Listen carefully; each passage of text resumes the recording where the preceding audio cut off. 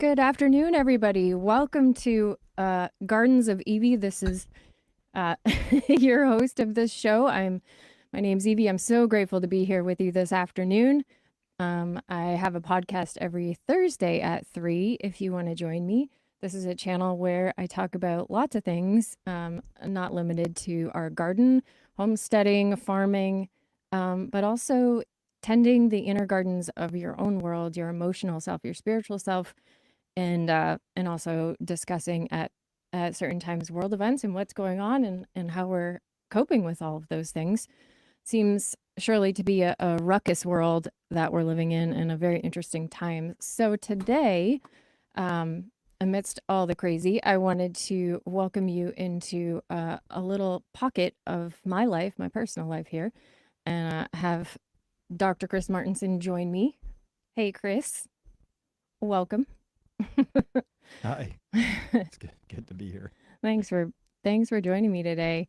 We just thought we would visit with you one last time before we're Mr. and Mrs. Because we got something big coming up this weekend, eh?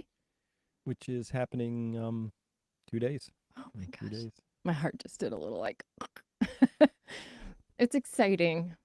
It's very exciting, but of course there's a lot to do as well. So we're gonna not have a super long show today. It'll probably be about a half hour, because we have so much we have to finish doing. Although I feel like we're doing pretty well in terms of where we're at right now. Mm-hmm. So to open us up, first of all, I just want to welcome you here. If you're not familiar with the Peak Prosperity channel, Chris talks about a number of things, including ecology, energy, and economics. And he kind of has this interesting blend of all of these things and goes into more detail on our website, peakprosperity.com. The major thing about that website that you might be curious about and find interesting is that we have a really wonderful community of people.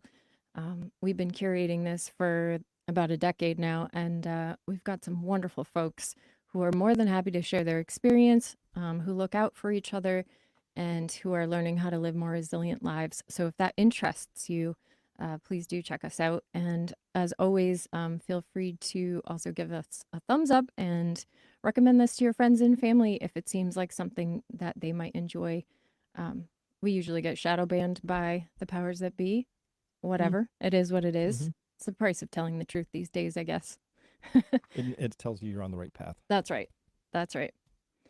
So anyhow, I was gonna open us up with something about love because love is on my mind. Obviously, I'm thinking about how things are about to change for us, and I've been processing this for a while. I talk about it on my show every now and then.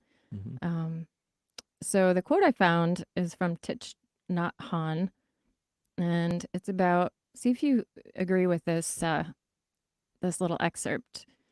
He says, "True love is made of understanding, understanding the other person, the object of your love, understanding their suffering, their difficulties, and their true aspiration. Out of understanding, there will be kindness, there will be compassion, there will be an offering of joy." So it's coming outside of yourself. Mm-hmm. Mm-hmm. That seems to be the trick for a lot of people. It's true. I mean, at the same time, though, it does seem like it's important that we take care of ourselves too. Like, if we're a hungry ghost, Well, yeah, self-love. If you don't have self-love, how do you have any love? yeah, it's kind of an underrated thing. It is. It is. So where'd you want to go with this today? I don't know. I'm just rolling. Hmm. I mean, I've got a lot on my mind, I guess, but I do feel like I've been a little bit, speaking of love for people, I'm feeling a ton of gratitude for all the folks that are going to be coming together to share this event with us. Um, and in particular, what I appreciate about it is that it's our community in motion. Like, it's love in motion. It's love in action, I guess is the word I'm looking for. You know, having our good friends come here to join us and having people volunteer their time and their energy to come and help us prepare and do whatever needs doing in the last minutes. You Mm-hmm. know, I'm feeling a lot of gratitude for that. What about you? Well, it's a big moment, so you know me, right? I have really poor boundaries between what I do in the world and my life. It's all one big thing. It has been for a long time. And this is so uh, so part of the job in getting ready for this is preparing, where to go for a honeymoon. And I don't want to be a nervous Nelly, but I was looking at things starting to transpire across the world, and I had to make this decision a month ago. And I was like calling all my friends and asking questions like, would you? And it was about 80-20. 80% were like, no, I would not be traveling to, say, to Europe, which was part of the plan at this particular juncture. And 20% were like, YOLO, you know, stuff happens, go for it, right? Right. Um, but now, with what we're seeing now, with Israel just bombed 3 countries and invaded one, right? So just stirred it up with Syria last night, bombing a Russian airbase, etc. So it just feels a little dicey, right? Yeah. And all of that. There's other things going on. So, but I'm a little rattled at the moment because I just got off a phone call with a gentleman who's lived in one of these towns in North Carolina that was dead center. Oh, yeah. Yeah, and he lived on a street of 20, um, besides him and his wife, and 18 for sure are gone. And from his 18 people? yeah, the whole street got wiped out, and that's just one place. And just hearing the story, and he's still mid shock and hasn't fully processed it, and it was just is horrifying. So it speaks to, though, that we do really need each other. So my mind has been a lot on community and the importance of community, and hearing these stories coming out of North Carolina. And a lot of what you talk about our farm here, the reason we do our farm is because we love it and it's fun. It's hard work. I can't say that I want to be a farmer by profession. I'm glad it's more of a hobby. But Mm-hmm. if I had to rely on it, I could. Mm-hmm. But I'm thinking about all the people in North Carolina now, some of whom had no preparations. Right. And if they had 3 months of food and a water filter and a little solar panel with a battery so they could charge their phone, just thinking how different circumstances would be. It's just so different when you have no way of communicating. Yeah. You can't drink any water and you're out of food. Like it gets desperate quick. It really does. So I just, my heart is aching for these people. I feel helpless to be able to do anything for them. But how has the response been in terms of neighbors and others Neighbors have been coming to great. their aid? Well, as much as they can, right? Neighbors have been great, but um, talked with this gentleman Cody, and it's Thursday, 6 days after Mm. this. So he said by Friday morning, it was treacherous, right, and bad. By early Friday midday, where they were, it was like they were in the thick of it. And it wasn't until later Friday evening that it started to die down and break. So Friday, it happened Friday. Wow. So I was like, what happened Saturday? It's like, well, we woke up and got busy trying to rescue people and do what we could. Like, any helicopters? Like, no. Like, where's FEMA and other agencies? I Yep. mean, shouldn't there be some kind of national disaster relief You here? would think. You would think there would be, but Hmm. there still isn't. And it's not like this is a huge region, you know. I know it's hilly and all that, Right. but anyway, but no, he said all 100% of the response up to now for him in his personal experience, which could be limited, is has been local Hmm. There it so far. is. You need your local Yep. community. He said as official as it gets is the volunteer fire guys, which are the guys we live with. I mean, it's like, they put on the overalls, but that's, Bob, right? From Right. up the street, right? Right. That's the official response, is the guy you live next door to, but he puts the special bib on. Wow. But it was, it was hard to hear, Yeah, I can see. I can see that because one of it's the things he weighing on you. had to do was, if there were 19 people in the houses, and 18 died for sure, Mm. that they know about, but one, they got this call, somebody's yelling up, hey, there's a survivor down here. So they run down, and they had to run back up the hill. They have to get a chainsaw because they saw a guy. He's buried under one of the guys from one of those houses on his street that got swept away, and he's caught under trees and housing debris. And he said probably 2 tons of stuff. There's water. They had to walk out on these tree trunks and start cutting stuff away. And it took 2 hours because like you didn't know if you're going to cut something, is things going to shift Right. and make it worse. So a couple hours, and the whole time this guy's surrounded by dead people who he used to live with, just stuck in the Like debris with his him. family? Yes. That's awful. So that's this guy's experience, right? It was just, he's like, you just, how do you don't prepare for something like that, right? So, but again, I mean, it's all community. It's all community. They're going to have so much rebuilding. Like, well, there's no rebuilding that. Where the houses used to be is now a steep slope because it all crushed and went Because of down. landslide It or became, mudslide. he said 20, 30, 40-foot wide and deep sinkholes were opening up all over the place. Wow, so there really isn't any rebuilding for a lot of these poor Not families. in the same spots, no. I heard But don't also that. worry, $750 Oh, good. We'll from have our what we government. need. No, That's just awful. well, isn't that a shape to things to come potentially? You know, isn't Seems that like it. potentially how things are going to be? So talking about this homesteading stuff isn't just sort of like this feel good, you know, nice to have, better homes and gardens. You know, we do this because we hope somebody comes over and sees our nice flower beds. That's not what this is about. No, it's not. This is about, we have a country whose government doesn't care about us. I know. They don't care. I know. And that's probably too neutral. It may be that they actively hold us in contempt. That is what it seems like. The way that they're responding to this and so many other things at this time. That's real concerning. Makes it feel a little difficult to be celebrating, for me at least. Like I feel guilty that we're having this celebration Isn't that event. life, though? Isn't that life? It is. And I guess it's important that we're not all in the gutter together. Like there are people, you know what I mean, Yeah. that are available to help because this isn't our entire country all at once. But I mean, this is the kind of thing that would happen if we did end up in like a nuclear war situation or something awful. Well, there was already looting going on there. And I asked, you know, is it looting? Is that what we call it? He said, no, once you're hungry and, you know, there's an empty house there. Right. Looting kind of sounds like, I want some sneakers from this storefront, you know, that's Right. looting. I don't know. I don't count it looting if you're in a desperate situation and there's resources there that you need. Right. I parse that a little bit, but to the extent people are going in and taking jewelry and things like that. So if it's food involved or you need to go into a house for shelter, I wouldn't call that looting. Yeah. Right. I mean, Personally. can you? If those people aren't there and that's what you need. Yep. So you come out with a pack of, you know, hot dogs, not looting. Flat screen TV, pew pew. That's looting. Oh, these are going to be seriously, it's going to be so tough when we do. I do believe, and I talk about this on this channel, that we're heading towards a difficult time, at least here in the US. And it seems like in other places of the world as well. And so I don't know. I'm not looking forward to making those kind of decisions. Yeah.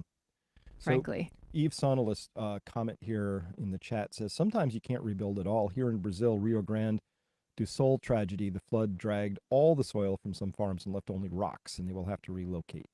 Ugh. Sometimes that happens. Floods are terrible. So just devastating. Water's tricky. I know. That was the one thing that my daughter Jade used to be scared of when she was a little girl. She didn't care about monsters or anything else. It was a tsunami that like terrified her. Well, it should. Tsunamis like, are no, legit thanks. scary. I mean, not that this is a tsunami, but water is really powerful. Yeah. For sure.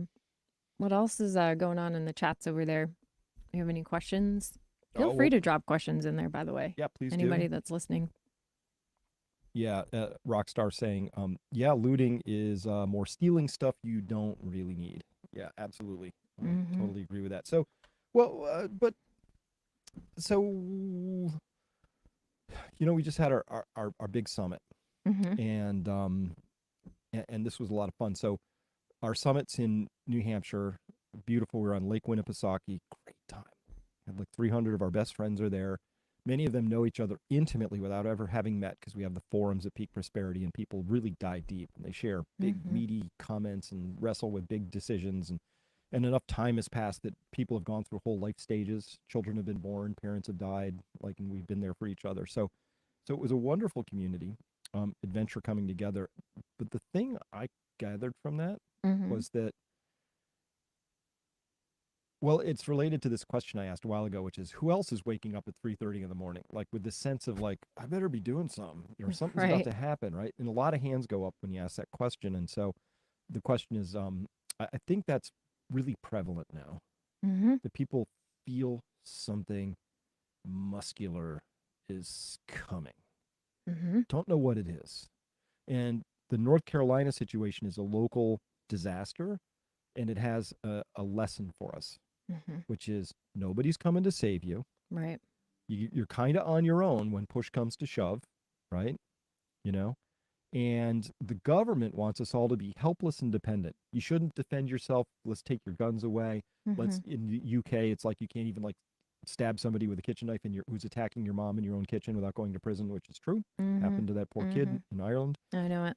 They want you just dependent and helpless. And then when push comes to shove, you're like, okay, well then if you're gonna tell me I have to be helpless and dependent on you, then you're responsible. Mm-hmm. And then they don't show up. Mm-hmm. So it's like this ridiculous catch 22. No, you have to totally be dependent on us, and we're not going to do anything to earn that or demonstrate. Right. I mean, what is that? What do you do with that? I don't know. I think you ignore it. You do. You do. Well, share, if you will, a moment about how a lot of the people that have been gifting and volunteering things to these larger organizations, these relief organizations, they're tell us a little bit about what's actually happening from what you've heard behind the scenes there. Well, so you have to game it a little bit now because it turns out that if you start staging any materials, FEMA will come and take them. And they take them, and then if they're not part of their approved vendor list, they might destroy them or send them back because they have this thing, which is a lot of FEMA employees and also the agency gets wealthy off of disasters. And the way they do that is they have preferred vendors. Not Like like, Dasani water. yeah, no, like you need any vendor. Yeah, but coming from Big Bob's, cousins related to the FEMA officer who wrote the Oh, contract store, right? Only that's a preferred vendor. The Dasani water from Bob's big world of like, I graft and grift. see. And so then FEMA ends up paying 5 times what you should for that water. And then upmarkets it another 20-30%. That goes into the FEMA budget and probably a few buckaroos slide in a couple of pockets along the way and all of that. So they don't care. You'd think the problem they're trying to solve is how do we get what people need as efficiently as possible to them? And that's not the equation they're solving. The equation is how do we get the most money out of this for our organization? Hmm. Yeah, Yeah. that's There's a lot of corruption going on. It well, just seems yeah. gross to me. And I mean, if that were happening to us here, I'd be so frustrated. Well, if I was going to run for president, my one and only plank, my one and only plank would be consequences. They're not just for little people anymore. And if I found that FEMA turned away a truckload, it's not FEMA that did that.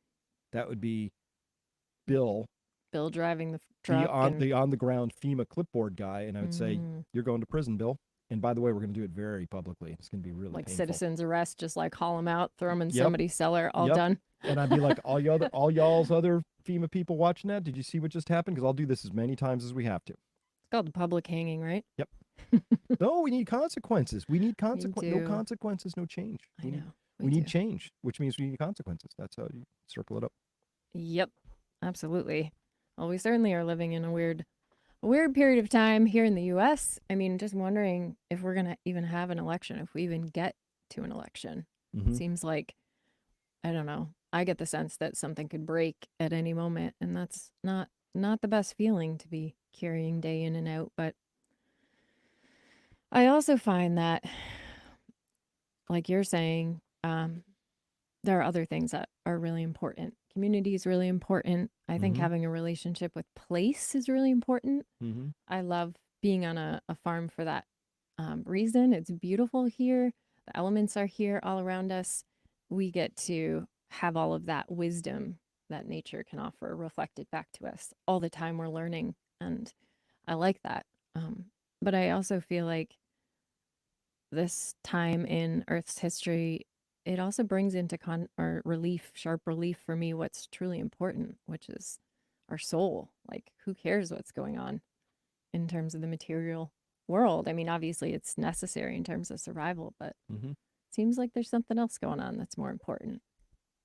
I know Well, spiritually, things have gotten stronger for me in that way in the well, me, last year. me too. It's completely obvious this is a spiritual battle at this point in time. By which I mean, you know, at a minimum, knowing right from wrong has Hmm. gotten very blurry for a lot of people, and that's on sharp relief. And by the way, I happen to think that 95% of people are awesome. In a pinch, they'll get out, they'll share, they'll pitch in, they'll get the chainsaw, they'll risk themselves, they'll save other people. 95%. The problem is that 5% damaged, broken human beings, and they rise to the top. And now they've infected the top of all of these organizations, and Mm. they set the standard for that. So you know why Bill, the clipboard FEMA guy, knows it's okay to grift and graft and use preferred vendors with a kickback scheme from the brother-in-law, right? Is because that's how it is. They set the standard for that. That's the culture there now. Mm. By the time that happens, by the time you hear about a truck being turned around and sent away with loaded with stuff that people donated because it wasn't on the preferred vendor list, that tells you how far down that chain you are, and that rot is so entrenched. I don't think it's fixable. I don't think it's like, well, we'll elect a new person and FEMA will straighten out and fly right, you know? Right. I'm like burn that to the ground and start over, right? Just not literally because this is YouTube, right? But I mean, Hmm. but like you got to start over. I'm talking like 5 layers of management deep. Oh, And yeah. then I would implement, if I was in charge in the federal government, the same thing that you have in companies. You know, some companies, I worked for a company called SAIC for a while, not on the scary defense contracting side, but on the civilian side.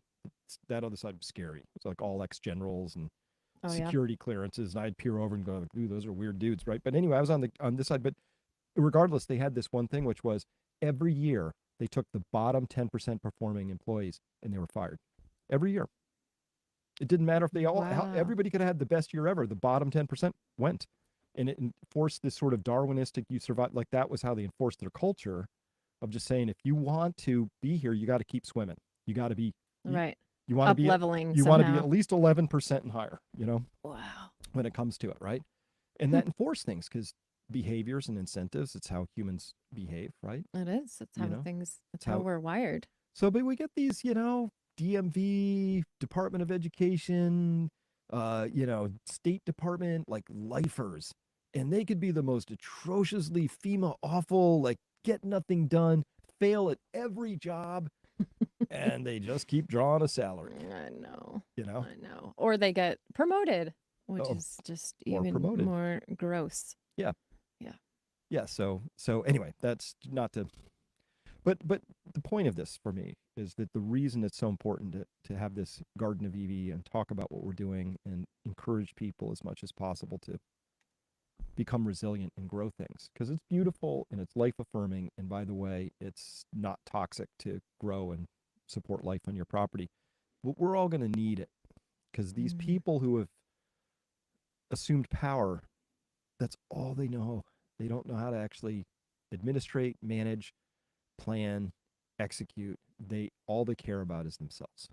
And Yeah. that's a recipe for disaster. I think we're going to have food issues. That's what Michael Yon had said. Mm-hmm. We're headed towards some famines potentially. Yeah.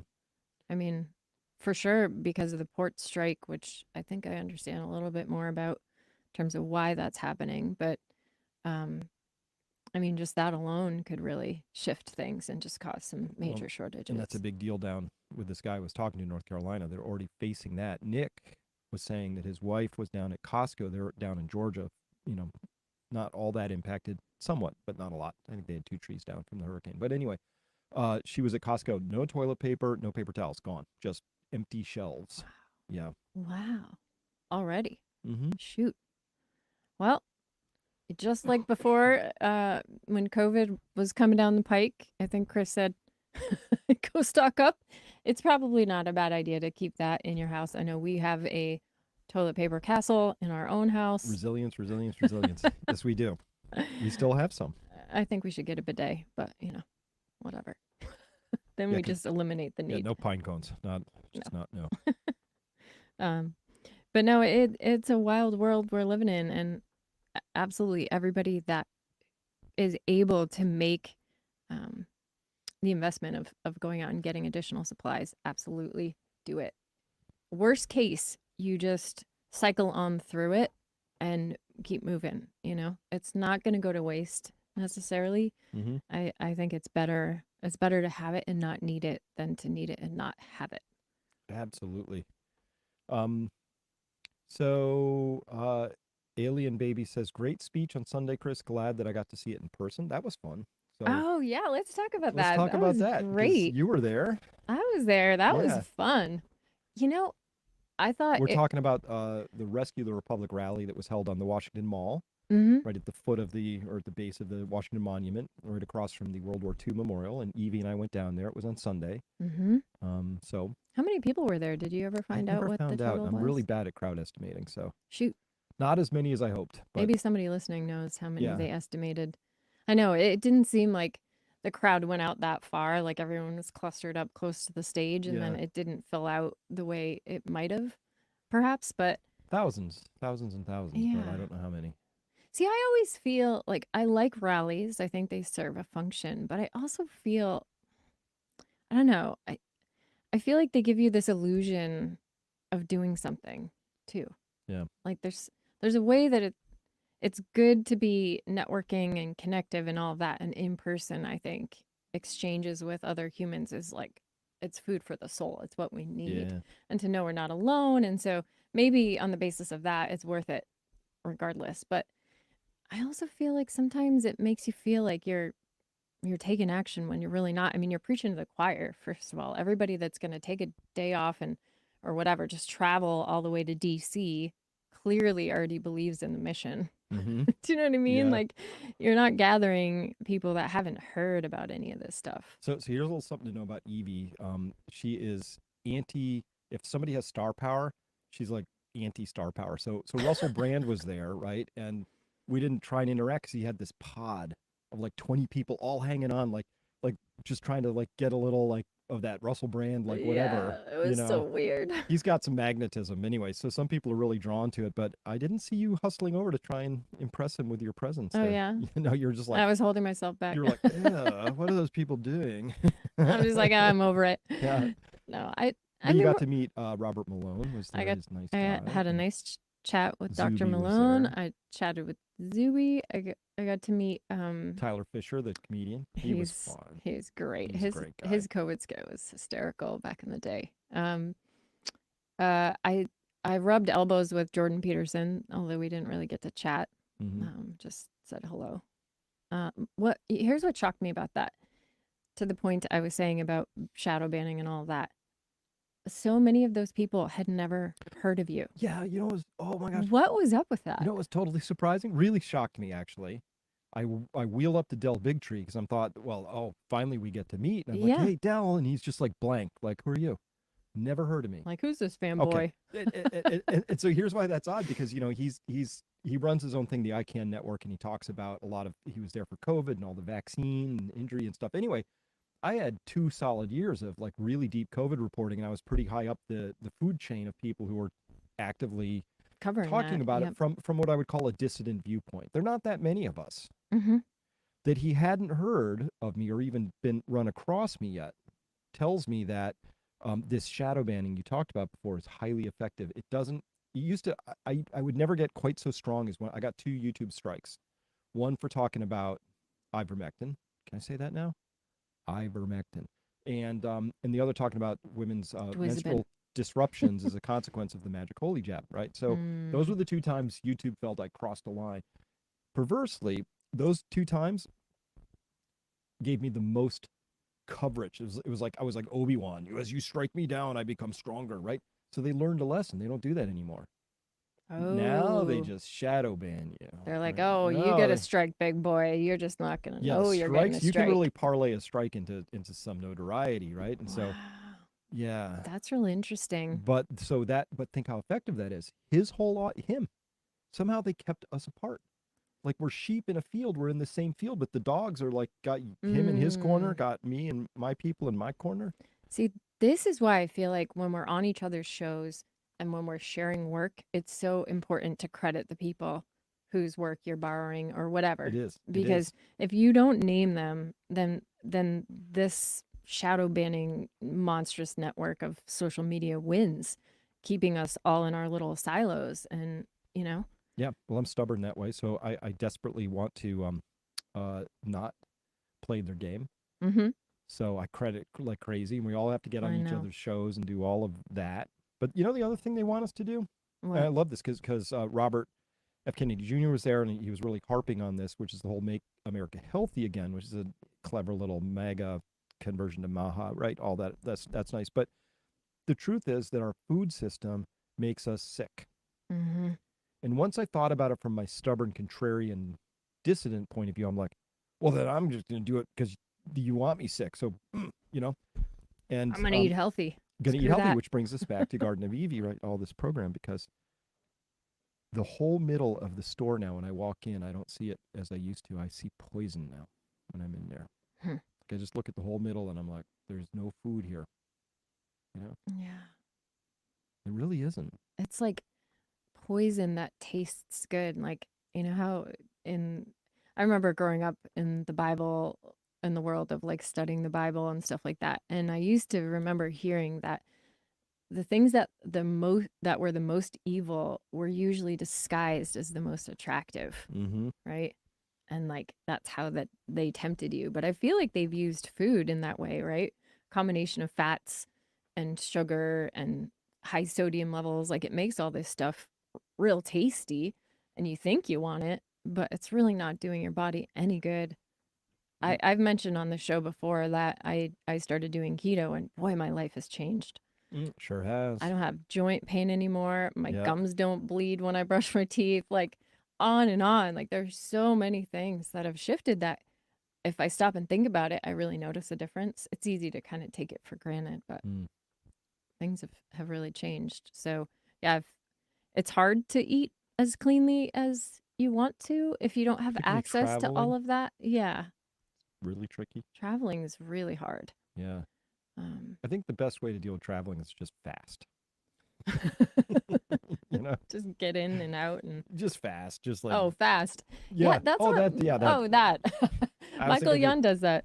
yeah, you just fast, just like I'm not eating, right? That's a great idea. But it's part of that stubbornness. Like I'm not going to eat your poison, right? Mm, Just because they want to. I mean, so think about this is really mind blowing to me because you know, when I said spiritual before, this is how it all ties in. It's like again, if you flip a coin once, heads, twice heads, okay. But after the 49th time it's heads, you're like, maybe this is a two-faced coin or it's unfair, right? You start to think. So when I add up everything that's been happening lately from the fact that the United States, everything that I want seems to be hard. I want mm, verifiable elections I can believe in. It's not hard, but they've made it hard. They're like, oh, how could we do that? It would disenfranchise people. You know, every other mm. country in the world manages it, but here it's hard.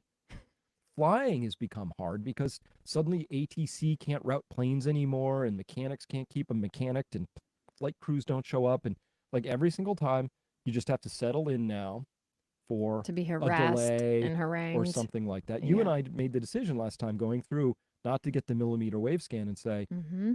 we choose the pat down. Highly invasive. Yeah, that I have was. not had my privates touched by anybody besides Evie and a TSA agent Shh, in years. Okay. gonna make me blush over here. No, it's true No, they though. did. It was highly invasive, right? Yeah. It doesn't make me safer. It doesn't make you safer. It is completely kabuki theater Yeah, it's some BS. to degrade and humiliate. It has nothing to do with safety. No, I think you're right. How many people have they caught with their pat down procedures? Zero. Eventually, you'd have to go, hmm. And meanwhile, right? P. Diddy or whoever is bringing in all sorts of illegal crap on their private jets and not having to go through any of the stuff Oh, that no, we no, go no. through. Oh, yeah, no. If you have private jet, just walk on, I walk mean, off, fly wherever you want. the No big fentanyl deal. that's flooding into our country is worse than ever. There's not a chance that, I don't know. I Hmm. just think this isn't actually stopping anything. But yeah. Right. So easy, hard, you were saying. Right. So hard apparently includes um, not putting poisons in our food. Hard is like remember easy for them was like a new expensive antiviral. Well, we'll design a trial where within 3 days you have to give it within 3 days of symptom onset, and we would of course include zinc if we had to. And then when you wanted to test ivermectin or hydroxychloroquine or something, oh, it's hard. Oh, we'll give it to people after they're already on ventilators. Look, it didn't do any good, which is the equivalent of applying an airbag to a crash victim and saying, look, these things just make it worse, obviously. It's just that's the After the crash. after the crash. Right? I mean, it's literally that dumb. Like it's hard to do the right things. It's Wow. easy to do the wrong things. And that's just the Mm. country we live in. So flip that coin and it keeps coming up this year. Like, wait a minute. Nobody in official power has noticed that we went from 1 in 10,000 children having autism to 1 in 22. Somewhere Mhm. along the way, I submit by the time you went from 1 in 10,000 to 1 in 5,000, alarm bells should have been screaming. Mhm. By the time you got to 1 in 1,000, this is a super emergency. By 1 in 900, it's a bigger emergency. By 1 in 500, this is like stop everything, take everything off the market that went on the market. Anything we do that we've done new in the last 10 years, reverse it. Right. Right. Um, by the time you get to 1 in 100, well, now you have to say this keeps coming up heads. There's something wrong with this story, right? Mm. And so now once you wake up, you go, oh, the food pyramid is complete crap. The FDA, everything they approve or don't approve, just do the opposite of whatever they suggest. You'll be fine. CDC, they oversaw the worst metabolic crisis in all of human history, right? This is the worst metabolic thing ever. And they're out there chasing down right now um, Amish farmers because they think there's one case of listeria from raw Because milk. raw milk. One, they got one case, right? 500,000 people will die this year That from makes me metabolic so disorder angry. from the foods that we feed ourselves, the poisons that we feed ourselves. The CDC oversaw that. Burn it down, Mhm. metaphorically. Just start over. Metaphorically. Yeah, right? Yeah. No, agree. I'm actually not even sure that we're gonna get through this, like as a country. I'm really not sure. I just feel this rot, and because of this technology, which I talk about a lot on this show, Mm-hmm. because I'm not a big fan, Yeah. only because I feel like it gives evil that much more penetrative access into our lives. You know, It's I true. heard that Ford was putting this technology into their cars, their brand new vehicles. And I was thinking maybe we needed to get a pickup or something at some point for the farm, right?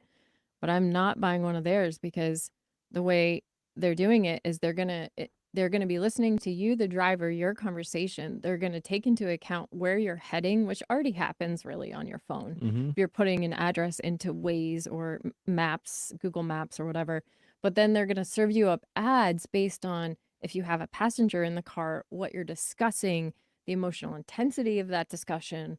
If there's a good pausing place where they can interrupt you with an ad that you're going to be more likely to hear, Mm-hmm. it's disgusting. I know they got it dialed in, don't they? They really do. I Yeah. mean, I don't know. It definitely feels like a crisis point.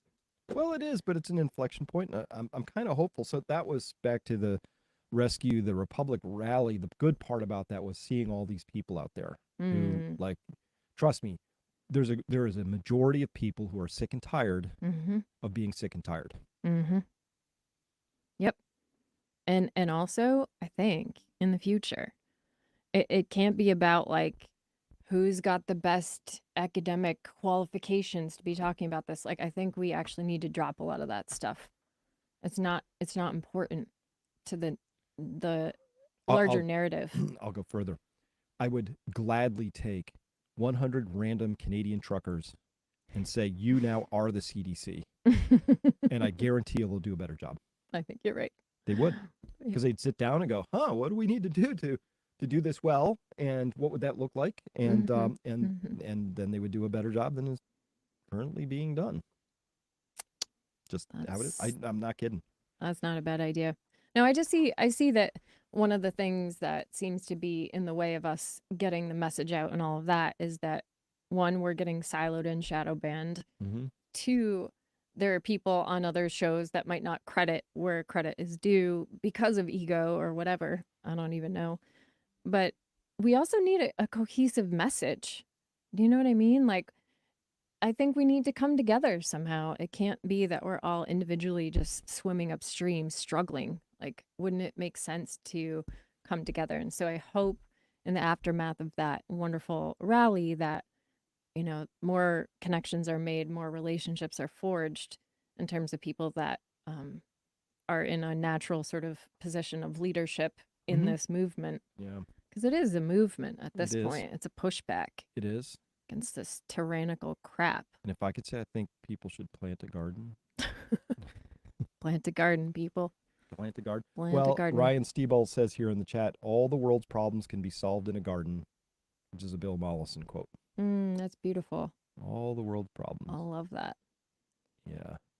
And Ansa Tajimna saying, why? Because money, money, money, money, money, money. So this is actually a big theory of mine at this point that I've been working on. And it's that idea that for the love of money is the root of all evil. The Bible's got a lot of things quoted in it that like it's got human wisdom baked in there. Okay. And so this is a big part of human wisdom, which is like, wow, money makes people go a little cray-cray. But that was back written in the time when even we had what I would consider honest money, which was gold and silver, which is like you had to work hard to create that. And even that created this big problem in the human psyche for some people, right? Now let's carry forward to the point where we have the most corrupt, dishonest money in the world, where we just make money out of thin air. Certain people just make money out of thin air, you know, and that means that you have to work really hard. And if you run out of money, like all these poor people in North Carolina and Eastern Tennessee, like, oh gosh, Gus, wouldn't it be? You're kind of tapped out. Too bad you don't have $750. Yeah, oh, you're out of money, right? But if J.P. Morgan suddenly needed $1 trillion to not go bankrupt tonight, they'd get it instantly because they would just manufacture out of thin air. Now, where did that money come from? It's real purchasing power. Well, it came from nowhere. That means it's corrupt. Yeah. So we have this huge system of corruption around our money system. And my point of view is it's impossible to legislate.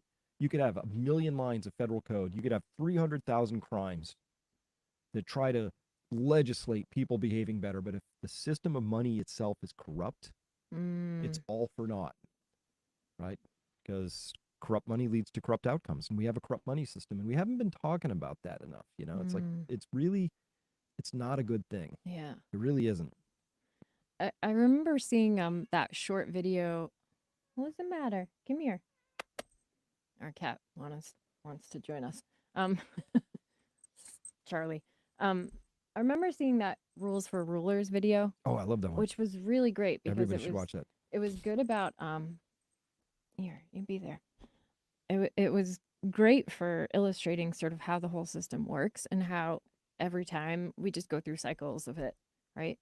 But I guess I'm trying to imagine what a non-corrupt money system would be. It probably would be a complicated thing to not make the same mistakes that we made so far. Yeah, it's tricky. I mean, to me, it's not perfect, but when you have a gold and silver based system, at the root of it, to get more gold and silver out of the ground requires a lot of effort. So it's at least linked to effort. Now, it still can be over-hoarded and accumulated by certain people, and they write laws and rules that make more of it come to them. So you still have some issues because people. And I'm sure there's something, if we could get clever enough, around how we could redo these digital currencies. Because imagine if so money should be tied to, every money system punishes some behaviors, it rewards others, right? So you have to pick carefully, and I would want an ecosystem of them. I wouldn't want to say, oh, let's get rid of this one, and let's just have this other one. Because now you still have the same set of issues. This can have pros and cons, right? Okay. So what if we had an ecosystem of, like right now, let's just make an ecosystem of two. Federal Reserve notes. I could choose, listen, you know, if I'm going to get payment from a company, you could pay me in Federal Reserve notes.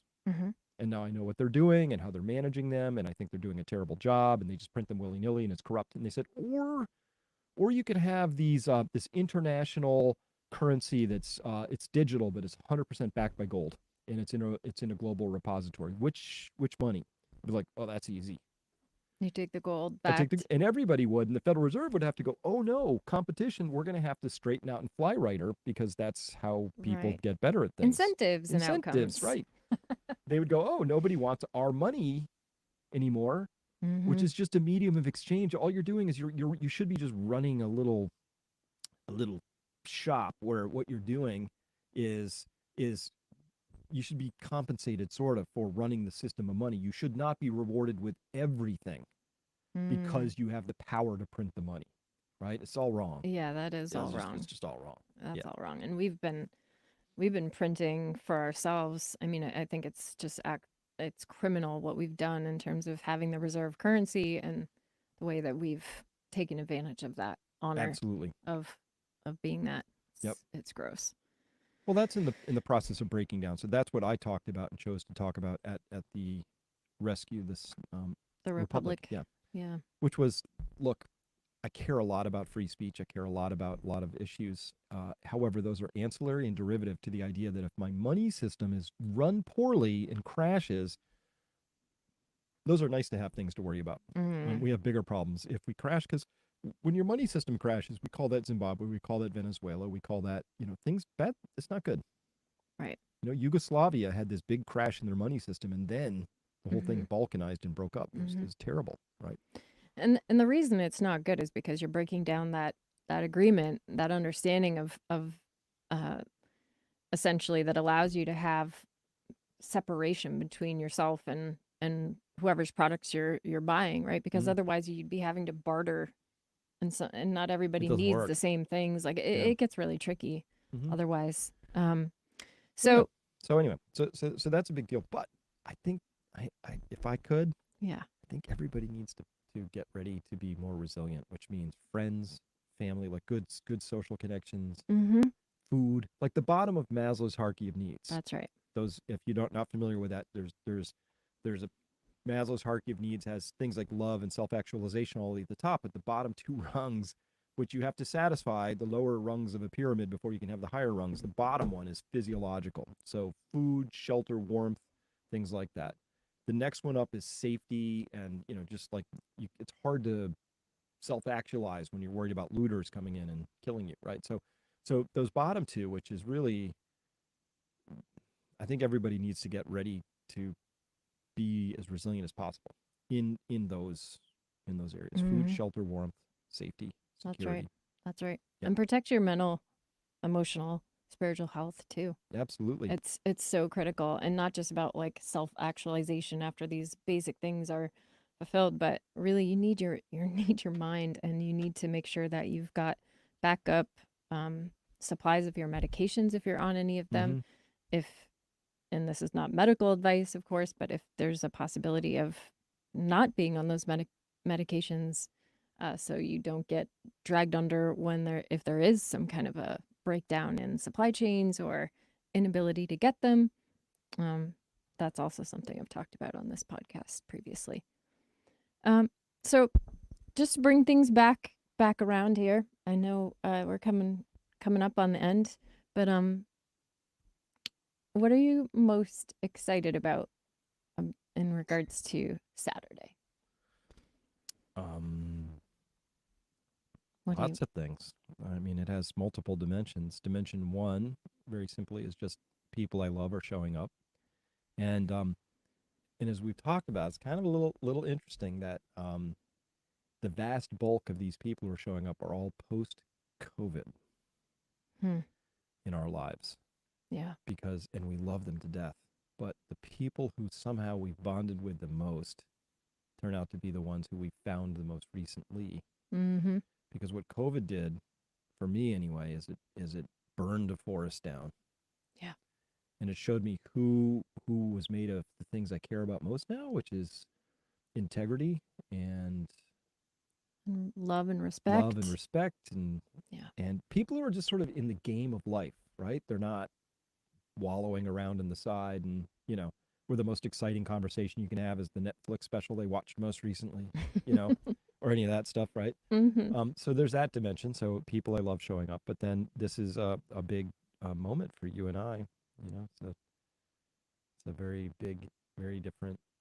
Um, it's momentous because I this is my second marriage, and I think the first one for me was very formulaic. It was like, here's what you do, right? You read the Mm. magazines. The mother-in-laws all seem to know what has to happen. Right.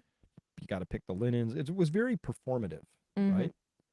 And then we stood in front of a priest. I had first time I'd been in a church in a few years. It was like this, because this is what you do. I wasn't connected to it, Right. right? Yeah. And there was this ritual, but the ritual was like performative for me. And I was Mm-hmm. younger and I didn't know a lot then compared to now. But now I feel like we are committing to each other in public Mm-hmm. before God, before our creator, before a higher authority that you and I can feel and sense, but maybe can't articulate completely, but it's there. Mm-hmm. And that the people are there to do something that humans have been doing for a long time, which is to crystallize that moment, to like lock it in. Because when you say it out loud and you say a vow, those things meant a lot. Once upon a time, if you made a vow or an oath and you broke it, you were hung. Kings didn't Right. like that. I mean, it mattered. So your word matters. It does. So I think this is all different. But listen, we've been not our first rodeos, and so we can bring a lot more experience and wisdom to it. So I'm kind of interested to see how that feels. Yeah, You know, I am too. just to got a different feel to it.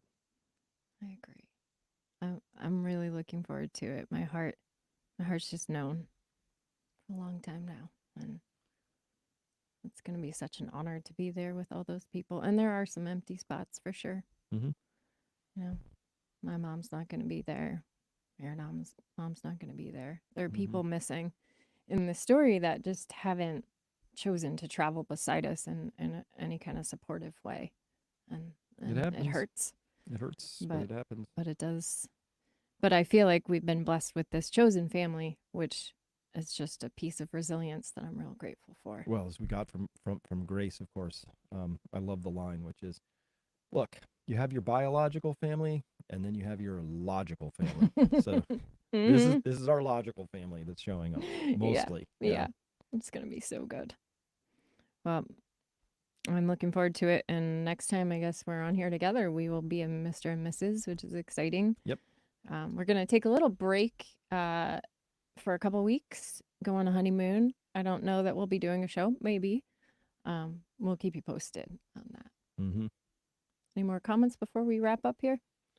No, people saying this is sweet. Words matter. It's true. From sound. Mm. And congrats on the marriage from Ev Sonulis. Yeah, thank you, everybody. Appreciate that. Mm-hmm. All right. All right. Well, wherever you are, whatever you're doing, I hope that you are blessed and that you have the support you need and that you're in a process of finding those people that can be your ride or die people, your friends and partners or whatnot that will be beside you till the very end, whenever that is. And we're certainly honored to be spending this time with you here on this channel and looking forward to the next time we get a chance to visit. In the meantime, I'm going to leave you with this beautiful poem about love. It's by C.S. Lewis. He says, "To love at all is to be vulnerable. Love anything, and your heart will be wrung and possibly broken. If you want to make sure of keeping it intact, you must give it to no one, not even an animal. Wrap it carefully round with hobbies and little luxuries. Avoid all entanglements. Lock it up safe in the casket or coffin of your selfishness. But in that casket, safe, dark, motionless, airless, it will change. It will not be broken. It will become unbreakable, impenetrable, irredeemable. To love is to be vulnerable."